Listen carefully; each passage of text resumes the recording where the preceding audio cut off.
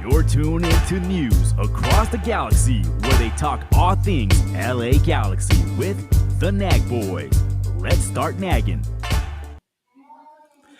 And a good evening to you wherever you may be, and welcome to News Across the Galaxy, the midweek show, coming at you live from the NAG Studio submarine, which is wrecked and somehow sinking even deeper into an uncharted trench of the MLS table. I'm your host, Edgar Zuniga, with our very own Salvi Demon Slayer on the ones and twos, the Pupusa Hashira, Bryant Lobos. On tonight's show, we're going to preview this Saturday's match between LA Galaxy and FC Dallas. And to help us do all that, coming at us live from the construction zone at Toyota Stadium, the host of GOLZ TV, Jose Reyes. What's up, Jose? Let's go, man. I'm back, lads. I'm back. Thanks again for having me. I appreciate it. Oh, man, we just missed you last week. I know we tried to make it happen, but, life, right? Life, bro. Life. But I'm glad we did it. We're here now. We're here. Yeah, hey, how you been this week? I know you guys are busy out there with, rounding up prairie dogs and tornadoes and what have you. How's it been? Eating Whataburger every day. Yeah, bro. No, it's been good. I've been good. Bro, it's crazy. We're already at the end of the season. We're in October already. I feel like this year has just flown by. Maybe not from a Galaxy fan's perspective, but I will say it's been. Yeah, I just can't believe we're here already, man. And I will say I'm happier than I thought I would be at this time of the year, considering that I had no hopes for Dallas as we were in summer. We're here now. There's a chance. I'm living. I'm breathing. I'm excited. Spoilers. You're getting because I was going to ask you about all that, but yes, spoilers for the upcoming episode. Yes, from the LA Galaxy perspective, my God, I think like August was like May and August were like the longest months for as LA Galaxy fans, especially May. That's when like all hopes completely like got shattered and. But anyway, as we near the end of the season, FC Dallas is fighting to hang on to one of those two wildcard spots in the Western Conference and maybe, just maybe, crawl up the table a bit and even leapfrog Austin FC. Wouldn't that be great, right? Into sixth God. place. I'd be in dreamland. At this point, FC Dallas find themselves in a better position than a year ago. But are fans satisfied with the club's performance in 2025, or is there a sense of frustration there? That's a great question. It really depends on when you're asking me. As we sit here today, I'm pretty positive. The outlook is very positive. Considering all the context for this season, it has been by many accounts one to forget, but you can't ignore the form this team is in the post. It's crazy to even say it because he transferred in this season, but the post Lucho Acosta era for FC Dallas has been phenomenal. So I think I feel like we're in a much better spot. I'm positive coming off of the game against the Galaxy last week. I really obviously feel positive going into the matchup this weekend. We'll talk all about it. But yeah, man, feeling good, Edgar. Feeling good. Really have no complaints. Yeah, it's hard to ignore when you look at Dallas's roster. Obviously, Puder Musa is such a big player for them. Has he been the guy that's had the biggest impact with the squad this season? It's not even close. It's not even close. Like if you think of if anyone at home was watching this can imagine a human being backpacking an entire group of people, that is what Petar Musa has done this season. He's quite literally backpacked an entire group of players.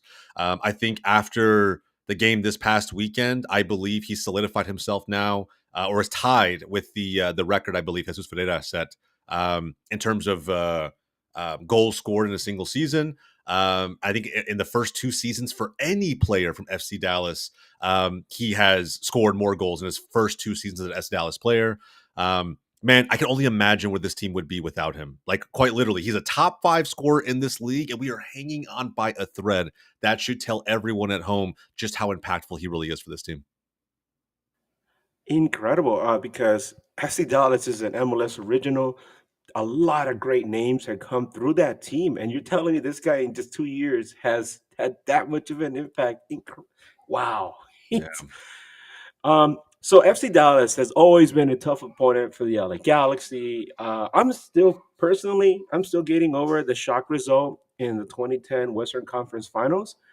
I remember like by the second goal, I was just sitting there laughing, and then the third goal came, and I just kind of like dropped my head. Um, Break Shea kind of looked at me and like waved. um, so anyway, that year FCD, I mean, came so close to winning that MLS Cup. I'll never forget. What what will it take for this team to finally climb to the top? And could this be the year? You know, man, it's crazy to think that I guess everybody, including FC Dallas, is going to have a shot this season. Edgar, I'm a little bit upset we brought the 2010 year because I've tried, just like you're getting over it just now. I'm still trying to find a way to get over that season. Ferreira 1.0, right? David Ferreira was immense that year. Breck Shea, the whole crew. I really thought that was the year we are going to do it. And we still sit here in 2025 without an MLS Cup. Could it be this year? That's a big question.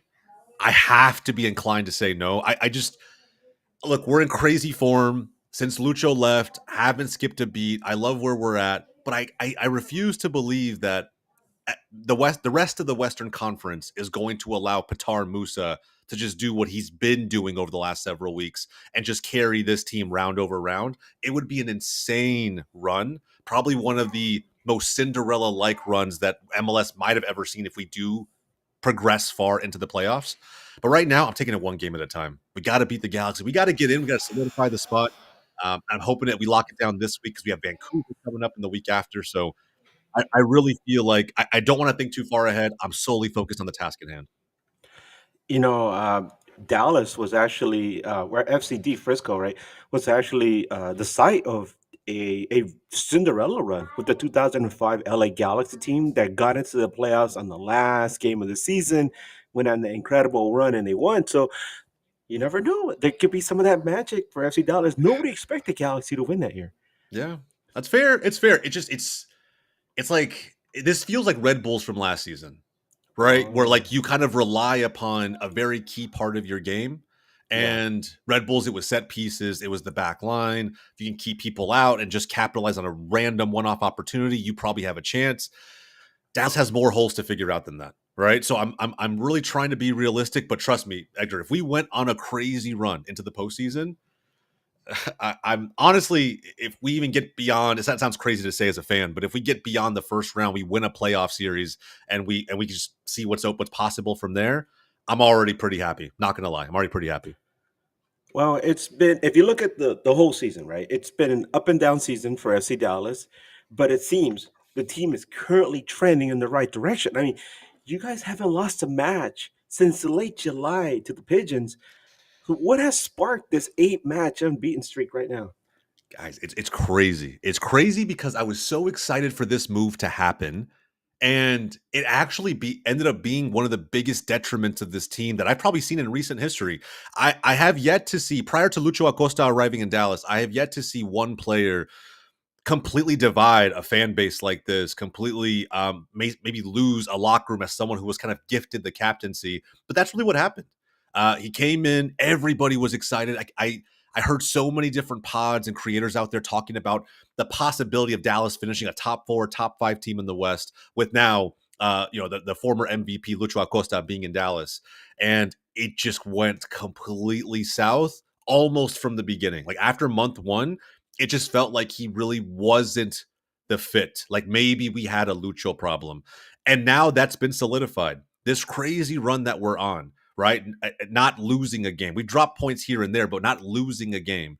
I attribute that entirely to Lucho moving on. He just wasn't a fit. I'm going to come up here and say he's a bad player. He just was not a fit for what this team needed at that 10 position, which is still somewhat of a hole in this roster. But I don't think he was bought into what Eric Quill as a manager wanted to do with this team, the mentality of this team, and what it was going to take to get the best out of the unit. And we're seeing that all come together now before our very eyes. Yeah, I was going to ask you, besides Pitar Musa, who else has contributed to the success of FC Dallas this season? I mean, would it be Lucho leaving? It would. That was a major factor. Addition But by subtraction, right? yeah, man. But you know what's crazy that nobody even talks about? I think if you watch Dallas play, and I'd be really curious to hear how you feel about this. Yurogide, our center back, the guy is a monster, and I feel like we plucked him out of League Two out in France, right? And he was playing for Amiens, I believe it was, and big physical guy, commands the back line as the rock back there. I had seen bits and pieces of him play, just highlights and whatnot prior to his transfer. So I wasn't sure what to expect. He has exceeded every one of my expectations. I think outside of Patar Musa, him, along with guys like Logan Farrington, have been, in my opinion, the heartbeat of this team with the absence of Lucho Acosta. And I feel like with those three guys, as long as they're out there, we really have a chance. No, as a former center back, I think MLS should like invest in more quality defenders. I think when you have a good, center back or some good wing backs or players like that in that position, it makes such a difference for your team. But MLS, it's so much about trying to catch the attention with the goal scorers. When you have a good goalkeeper with along with a good defense, it makes such a big difference for your club. We saw that with Seattle in the past when they had, not just a good goaltending, but they had solid defenders.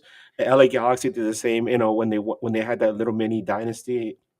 But we actually had a good center back last year. In Carlos Emiro Garces come in late in the season, and he was one of the reasons the team won. We've had some issues with him this season, but yes, you're absolutely correct. Having a good, solid center back like that, especially an unknown, it's such a big thing. Um, Agreed. so I was going to ask you, did FC Dallas bolster the club with any signings during the summer transfer window? We did, man. We did. It was a big window, probably one of the biggest actually in recent history. So for anybody who just hasn't been paying attention to what Dallas was kind of doing in the market, man, I didn't know how to feel about the overhaul that I knew was coming with this roster going into the season. I knew not only did we have to bring players in, but we had to let go more than a few. We had more than a few aging pieces. So whether it was Yaramendi moving on, Marco Farfan moving on, anybody in between, we had to backfill more than a few pieces. But I think some of the more notable transfers this past window, I think Shaq Moore has been a massive, massive lift to this back line. His ability to go forward, it's kind of crazy. Like he's never scored more than a couple goals in any season with Nashville or just any season in MLS in general. He comes to Dallas and he doubles his total in his very first season. I think he's been immense. I think signing Lalas Abubakar from Colorado, a lot of fans felt like he had just completely, towards the end, sort of worn out his time there, didn't know how much he had left in the tank. I'm not going to sit here and say he's been the most clinical defender in the world, but I do feel like he's put in a shift. So much so that he was not starting by any measure at the start of the season. He's come in now and somewhat secured that spot as Quill has built out his back three, his core back three. And so those are some of the more notable guys, I would say. And then I think guys who have come in and really kind of, again, as FC Dallas does, right? We are traditionally a team and a club who promotes from within, who utilizes the academy pretty well. And so seeing guys like Pedrinho come in from North Texas SC, seeing Sam Sarver make his debut, and still for North Texas SC and MLS Next Pro, I think setting like a club record for goals scored in a season. Those guys, and of course, Michael Coyote, who's our backup keeper, had to step in for a sizable amount of time with Martin Boss out. And we even saw Jackson, our third string keeper, come in and put in a shift. He set a record, like his opening debut game for the number of saves in a game after we went down to 10 men. So yeah, man, it's been a very revealing season and probably a much more positive way than I thought coming into 2025, because frankly, I had very, very minimal expectations. So different from us, man. Let me tell you. Because let's get into the table positions for both clubs. Because obviously, if you're a Galaxy fan, you know the story. But let's repeat it because, well, it helps ease the pain, right? Fair. Last place in the West, last place overall in MLS. Yay!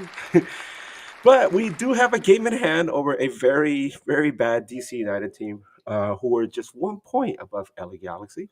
Meanwhile, FC Dallas, eighth place in the West, 18th overall in MLS. Overall, let's talk about all-time records between these teams across all competitions. 95 matches. Galaxy has 42 wins. FC Dallas has 40, 19 draws between them. Galaxy has outscored FCD 169 and 159, so it's almost pretty even. But when you talk about playing home and away, it's very lopsided, whichever way you go. All time at home versus FC Dallas in 39 matches, Galaxy has 31 wins. FC Dallas only has 12, six draws. and Galaxy has outscored FC Dallas 101-64 at the dig.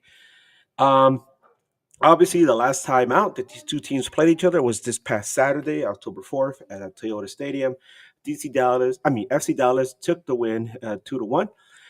Despite taking a very early lead with Diego Fagundes goal, LA Galaxy gave up 2 goals before the half, and then they were unable to come back, which is something we're so used to nowadays.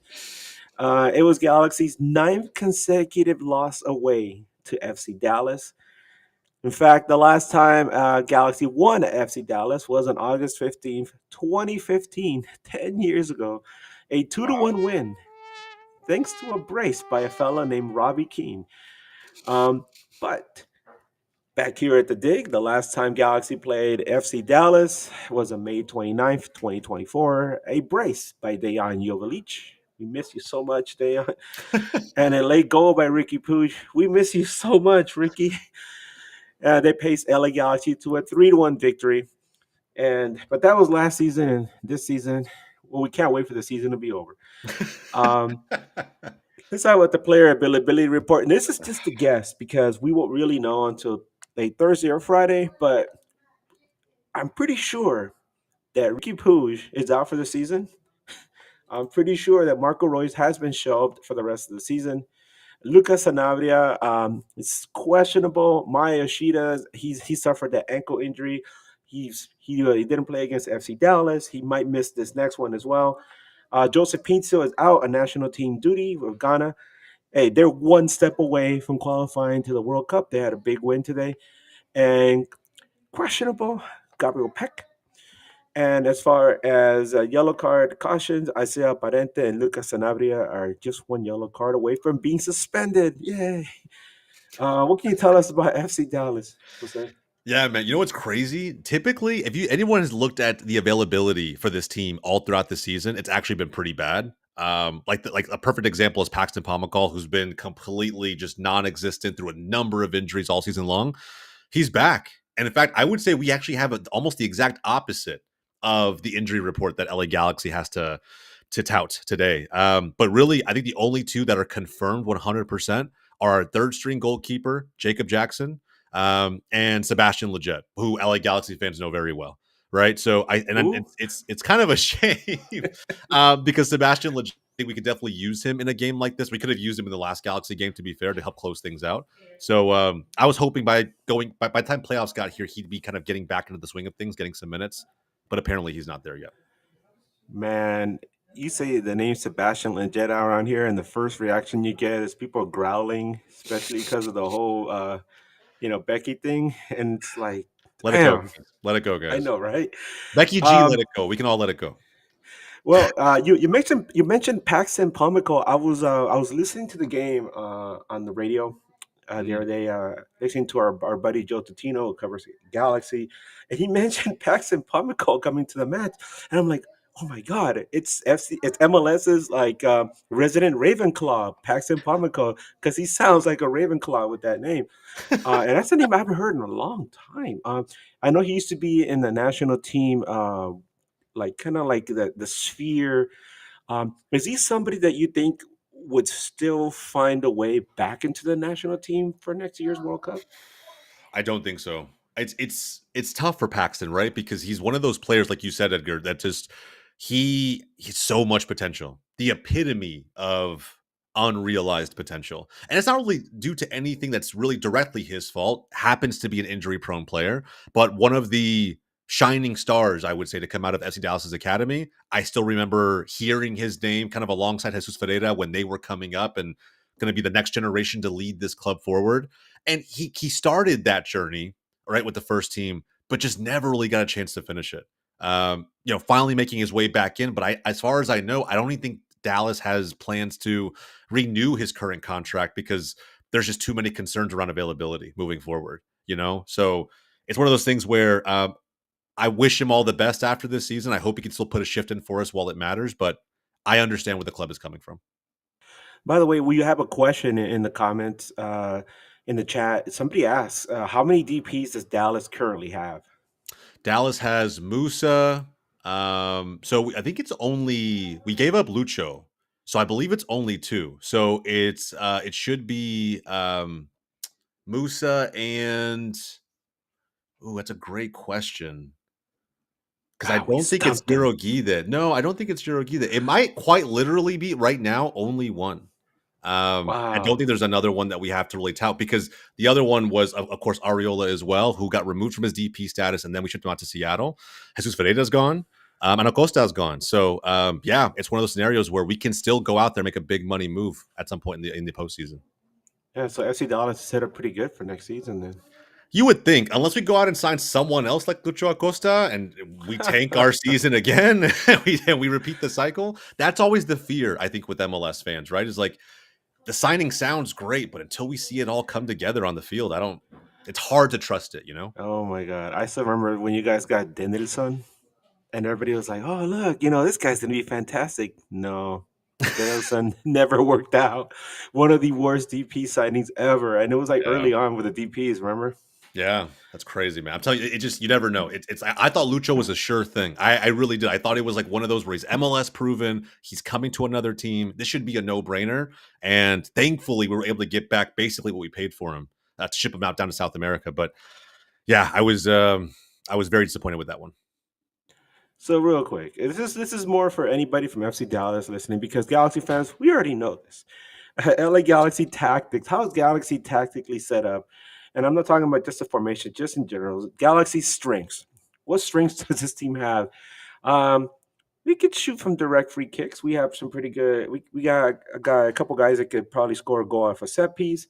Galaxy relies heavily on counterattacks, and they have a comeback in them here and there. They did it against Houston. They did it against Seattle. And almost against Cincinnati, and they kind of tried that against Dallas, but it just never happened. Now let's talk about weaknesses. I'm saying this is where you get to chuckle because Galaxy has so many weaknesses. My God, they're bad at aerial duels. They're bad at defending against long shots, defending against attacks down the wings, defending against through ball attacks, defending in general. They're constantly making individual errors, but the one thing that drives me nuts is that they are unable to stop their opponents from creating chances, especially right above the 18. I keep mentioning that it's very obvious if you look at it.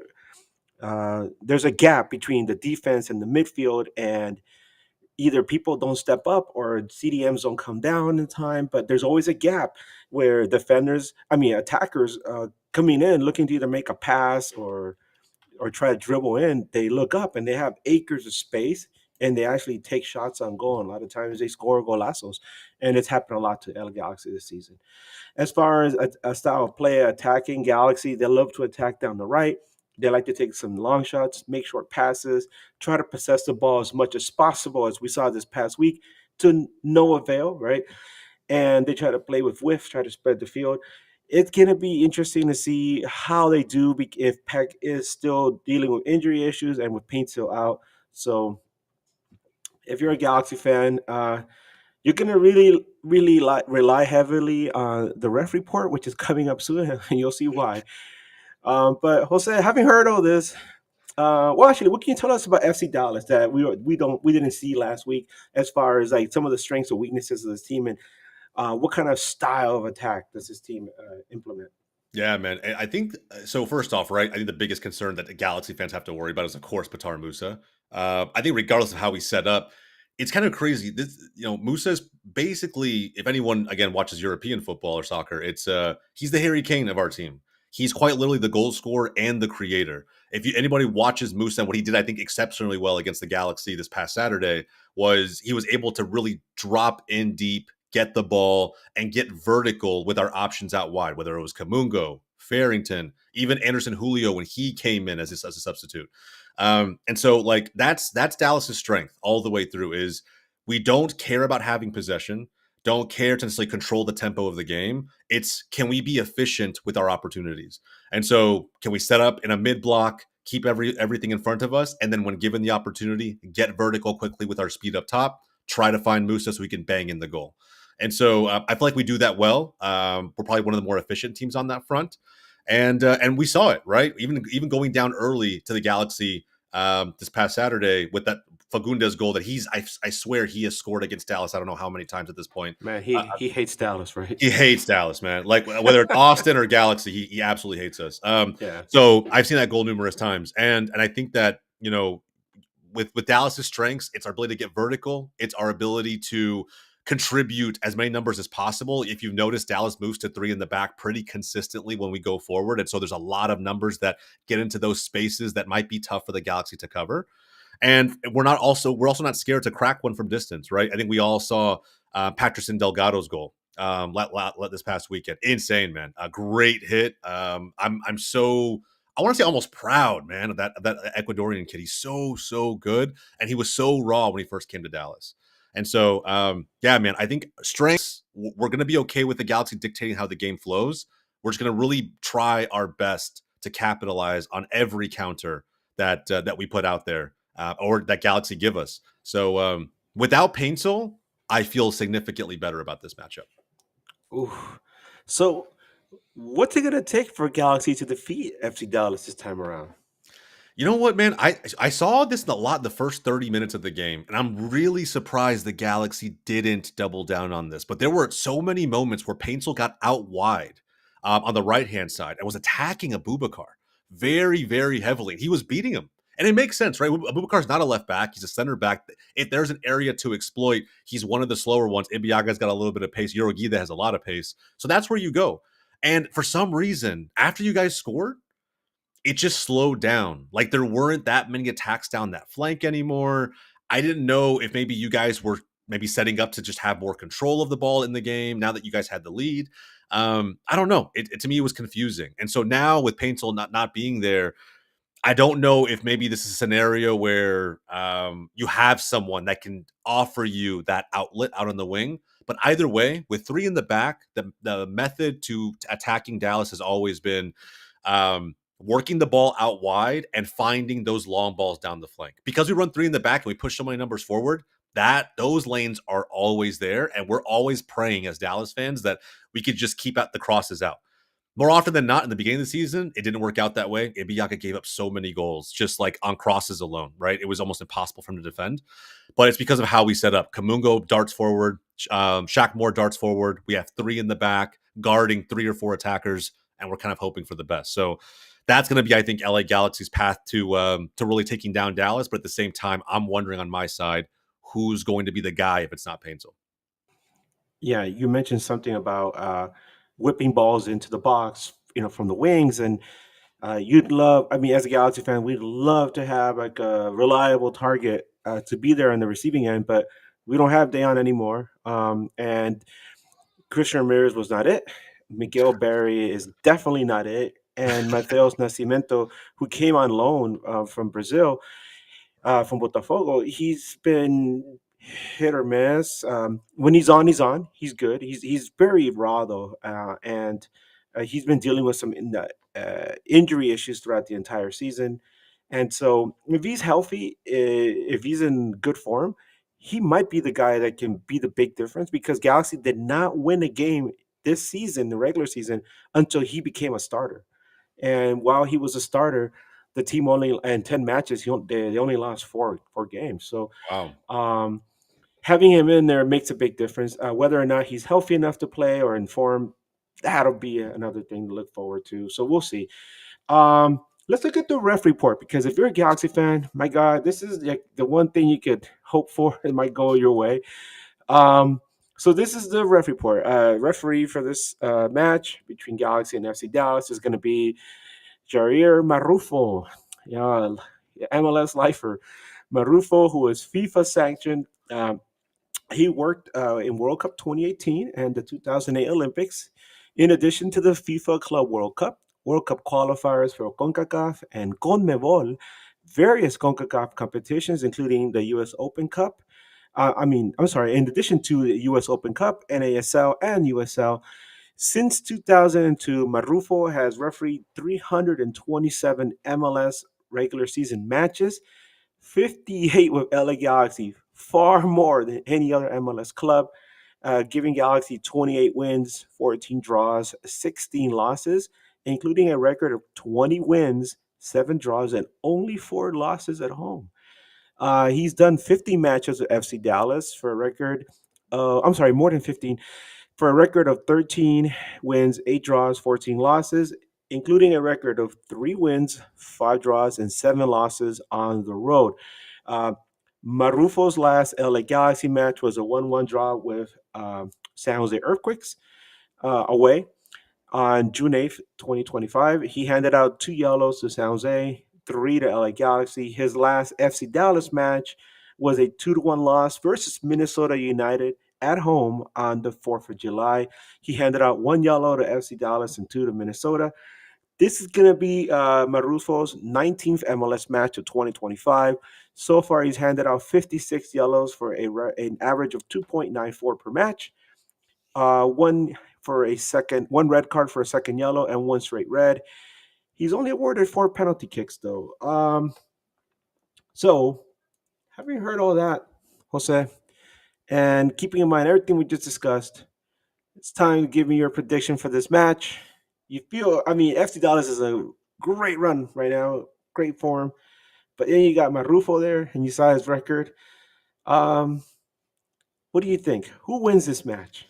Man, I'm gonna be honest. I'm gonna say it with chest, man. I think it's gonna be Dallas. I will say this though, based on the referee assignments you just mentioned, if we lose this game, we all know why. Everybody here's in the chat. It's evidence. Everybody knows why.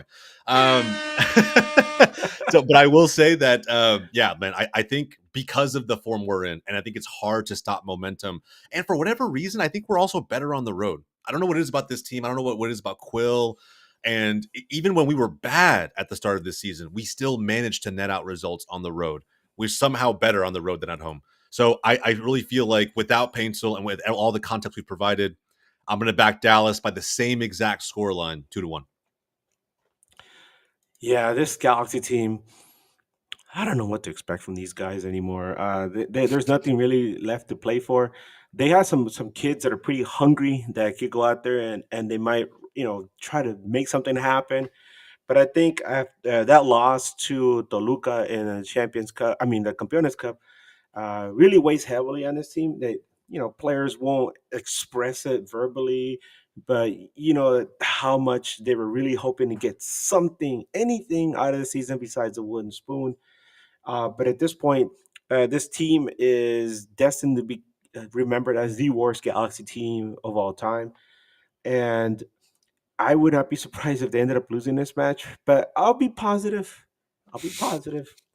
I'm gonna say it's gonna be a very tasty 2-2 draw, and you're gonna be happy because FC Dallas remains, on this unbeaten streak, and Galaxy fans will be happy because they didn't lose, and that'll be that.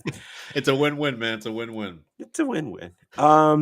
So any parting words, Jose? Tell us about GOLZ TV for anybody who hasn't heard about it. Yeah, man. No. First off, I want to say, Edgar, thank you so much for having me back on, man. Anytime I can talk about FC Dallas, even when we're bad, and years like this one, I will gladly accept. But no, man. In all honesty, guys, our channel, GOLZ TV, go check it out on YouTube.